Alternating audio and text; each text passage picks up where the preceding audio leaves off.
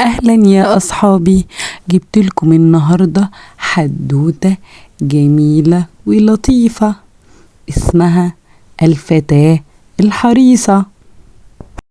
كان يا مكان في قديم الزمان، كان في بنوتة لطيفة اسمها فدوى. وفي صباح يوم جميل فدوى كانت قاعدة بتستجم في أوضتها، لكن الأوضة وكل أوض الشقة كانت منورة، والمية في حوض الحمام كانت شغالة، وده لأن فدوى متعودة على كده. طول النهار الأنوار كلها منورة والمية كلها مفتوحة، حتى الهدوم الجديدة بتاعتها قال لي لسه جديدة زي ما هي، بتغيرها لأن هي دي بالنسبة لها حياة الرفاهية. وكانت دايما بتقول لنفسها المشكلة ما هو بابا هيدفع كل المصاريف دي. وفي يوم من الأيام وهي قاعدة بتستحمى وبتستجم في البانيو وفتح المية على آخرها والأنوار الشقة كلها على آخرها، بدأت تسمع أصوات غريبة.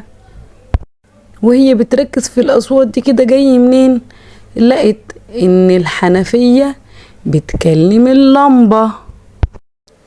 اللمبة كانت بتقول كفاية كده، دي فدوى خلتني شغالة طول اليوم من الصبح لحد بالليل، فدوى دي بتهدر الكهرباء طول اليوم وما طفتنيش ولو لحظة واحدة.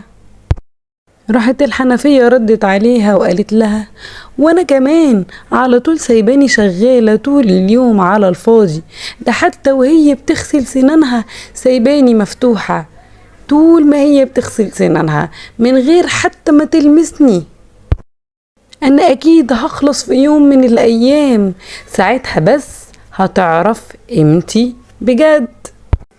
الفلوس كمان ردت عليهم من بره وقالت لهم انا كمان ما بتفكرش مرتين قبل ما تصرفني، كل يوم تشتري فستان جديد وبعد يومين تشتري فستان تاني، دي ما بتحرص عليا خالص ولا بتخاف عليا ولا حتى تعرف باباها ومامتها بيعملوا ايه علشان يوفروا لها الفلوس دي. الأصحاب التلاتة اللي هم الحنفية واللمبة والفلوس انزعجوا جدا من سلوكيات فدوى، لدرجة انهم قعدوا بالساعات يشتكوا لبعض ويسمعوا شكوى بعض منها. الكهرباء قالت يا أصحابي احنا لازم نخلي فدوى تعرف أهميتنا، لازم نعلمها الدرس كويس قوي، ايه رأيكم نلعب معاها لعبة؟ ردت عليها المية وقالت دي فكرة عظيمة قوي.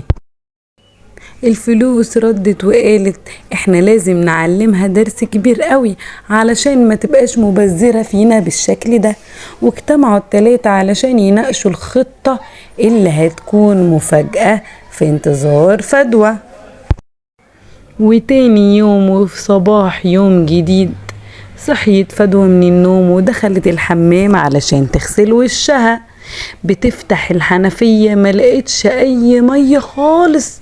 قالت ايه ده، ايه اللي حصل للمية، ايه اللي حصل للمية، ايه اليوم الغريب ده؟ راحت خرجت من الحمام وقالت خلاص انا هقعد اتفرج على التلفزيون شوية عقبال ما المية تيجي. بتفتح فدوى التلفزيون ما اشتغلش، قالت ايه ده، حتى الكهرباء كمان مقطوعة، طب انا هعمل ايه دلوقتي، انا اول مرة تحصل لي حاجة زي كده. وبعدين فدوى كانت جعانة، راحت قالت لمامتها يا ماما ممكن تحضري لي وجبة خفيفة، انا جعانة قوي. راحت والدتها قالت لا يا حبيبتي انا مش هقدر لاني مفيش كهرباء، لكن يا فدوى ممكن تاكلي سندوتش جبنة بالطماطم والزيتون، لكن اوعي تسيبي باب التلاجة مفتوح علشان الاكل ما يبصي. فدوى حست بالانزعاج الشديد والحزن، وبعدين قالت خلاص انا لازم اخرج اتسوق علشان الاقي حاجة اكلها. لبست هدومها وقبل ما تخرج بتبص في المحفظة بتاعتها، وهنا كانت المفاجأة. فدوى ما لقيتش ولا جنيه في المحفظة، على الرغم ان باباها كان مديها فلوس كتير قوي من يومين. فدوى ما قدرتش تفهم ايه اللي بيحصل، وطلبت من والدتها فلوس، بس والدتها قالت لها يا فدوى انا كمان معيش فلوس. اندهشت اكتر وكلمت نفسها اكيد المية والكهرباء هيرجعوا بالليل، وبابا هيجي وانا هطلب منه كل الفلوس اللي انا عايزاها. بابا فدوى جه فعلا بالليل وطلبت منه فلوس. قال لها انا اسف يا حبيبتي، الشغل عندي مش متظبط اليومين دول، مش معايا فلوس. وهنا بقى فدوى افتكرت قبل 3 ايام هي كانت عملت ازاي. كانت سايبة المية مفتوحة من غير ما بتستخدمها، وكل الانوار شغالة، حتى فلوسها كلها كانت بتصرفها على حاجات ملهاش اي لازمة. راحت فدوى فضلت تعيط تعيط، والكهرباء والمية والفلوس سامعينها وبيتفرجوا عليها. في النهاية اتعلمت فدوى الدرس، والمية قالت بصوا فدوى حزينة ازاي، هي اكيد فهمت كل حاجة. والكهرباء راحت رد عليها وقالت لها واضح انها فعلا ندمانة على كل اللي هي عملته قبل كده. مامتها دخلت عليها وهي بتعيط، قالت لها يا فدوى اتمنى تكوني فهمتي كل حاجة، لازم تعرفي ان احنا ما ينفعش نصرف في كل الحاجات دي، لازم نعملها بحدود، الحاجات دي مهمة جدا لازم نحافظ عليها. فدوى راحت قالت بأعلى صوتها يا كهرباء يا مية يا فلوس، أرجوكم ما تزعلوش مني، تعالولي وسامحوني، ووعدكم إن أنا من النهاردة هستخدمكم بحرص وحساب، وهكون بنت حريصة، ومش هفضل مشغلكوا كده على طول على الفاضي والمليان، لا هستخدمكم بحرص.